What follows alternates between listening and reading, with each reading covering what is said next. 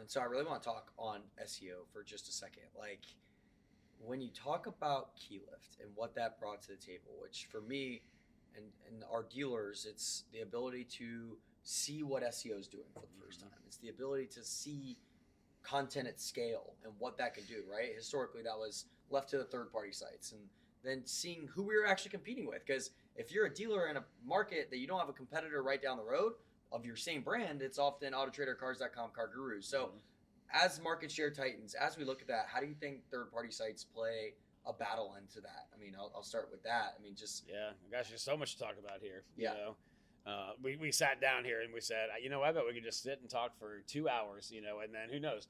I think it just first off, it starts with an understanding. I mean, that's what Keylift did is. It allowed us to just, here's 300 different keywords based on what consumers are searching for, high volume, high priority. And the crazy thing is when you start looking, because dealers maybe in a smaller market would just assume that they're ranking at the very top, but who actually was these third party sites. And that's something that we obviously, endorse as having, being a part of a healthy marketing mix is having some visibility there because consumers are there. But that is a partner for dealers that is also a competitor, and they are beating they're bigger competition on SEO and increasingly in SEM with things VLAs like Google, VLAs, and that's something that all dealers should try very hard to remove their inventory from going out in VLAs from the third parties because your vehicle's not going to run and go back to your dealership where you get all your leads at a much higher closing rate than third party sites. But the interesting thing is when you really see who the real competition is, I mean, way more often third-party sites than even the other dealership competition. Yeah, it's wild to me, and then at the same time, where I'll give them credit. I was talking to a dealership recently. They wanted to increase leads. They're at the bottom. They want to increase. And they're like, we're just going to go dark on all third parties. And I was like, okay, whoa, let's not put the cart before the horse. I think is the expression, right? That like. There is a place, and I think that's like really what I like talking with dealers about, and I think where we maybe get the most excitement is like almost looking at the marketing budget like a blank slate. It's like, okay, how do I build this? Okay, we're gonna start with SEO. Okay, we're gonna add in some third parties. We're gonna add in some search, and so when it comes to the website, proper merchandising. I audited a site the other day that had 13 calls to action or 11 calls to action. Excuse me. That will cause decision paralysis. Decision paralysis, and some of them were the exact same. Yeah. Right. So if you've got 20 stores or 33, which we had, how do you keep an eye on that stuff though? I mean, it's creating an environment of accountability first and foremost. I think, and we say we start with SEO and SEM also because when you live in an environment of accountability that's surrounded by data-backed decisions, you see that you get the most leads and you close the most sales from your website. And that's because it's the land of no competitors.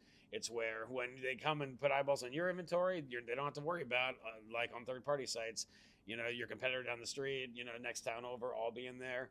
I mean, on third-party sites, sometimes you're getting people from 25 plus, 50 plus, 100 plus miles away selling into your area of responsibility. So, building that environment where you are focusing first and foremost on what's driving the most activity, that's how to build a budget, Amen.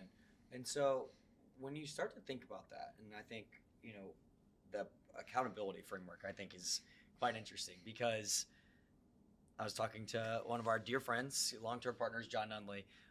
Cheers to John Nunley. Cheers to John Nunley. What a great guy. And a true motivator for me. Somebody that, I can always appreciate, okay, hey, John, I hear tariffs, I hear this, I hear inventory, I'm talking to dealers, they're panicked. And he said, we're going to see what we're really made out of. Yeah. I think he said John Nunley doesn't panic. Yeah, I think he was going to say it. He said it a little bit more colorfully than that. But nonetheless, he was like, we're going to have to get back to thinking about the other sides of the business that aren't as fun sometimes.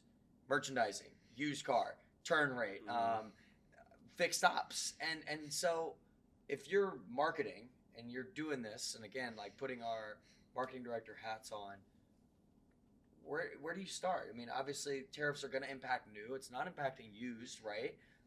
So how do we push the envelope on used and fixed? I mean, I think it starts with setting goals around those. I mean, what are the goals? I mean, obviously we want to make sure that all the things we're doing highlight the cars in the best way possible, but it also starts with what are consumers doing?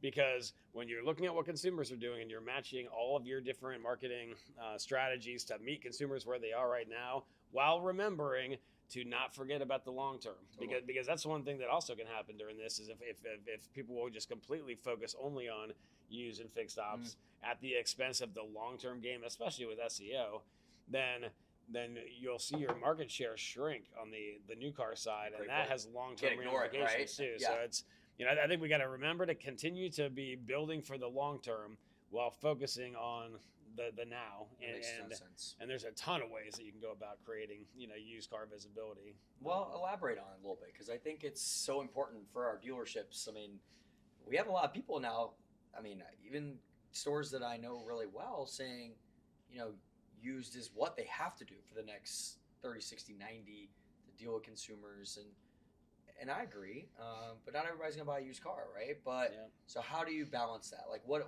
if I was writing a go for it, Dave, kind of endorsement from our dealers? Like, what do I do for used? Well, I mean, especially in this market now, I think folks that are saying to just abandon third-party sites need to quit talking like that. Now you don't have to do all of them. I mean, that doesn't make sense. And make sure find the best one, right, for your market.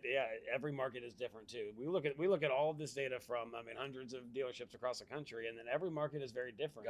And it's nice looking at key lift because we have a good idea, kind of just based on how visible they are, which ones are going to perform better because they're going to get more eyeballs.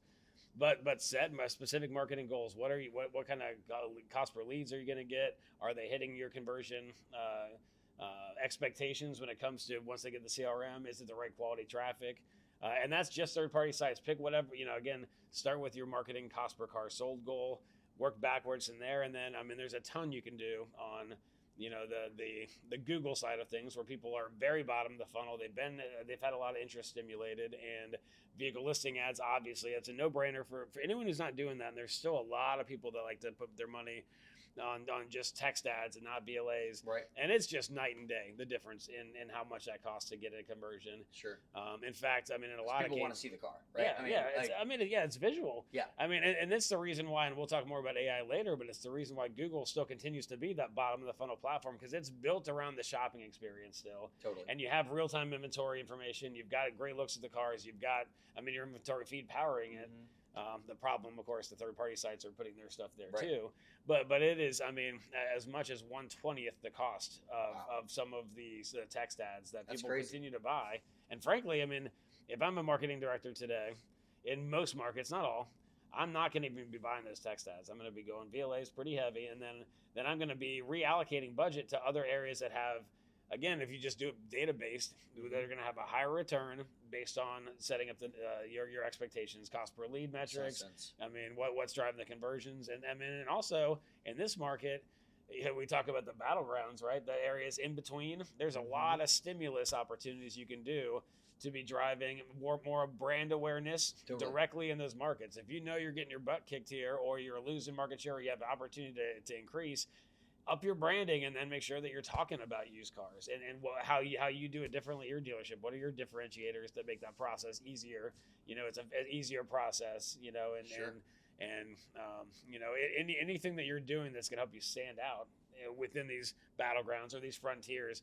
And just, again, when you look at the market and you build a strategy based on where the consumers are and where the cars are being sold, that's how you win. So all right, thank you for watching this episode of Reunion Station. If you liked what you saw, give us a like or subscribe to the channel. We'd love to talk to you some more.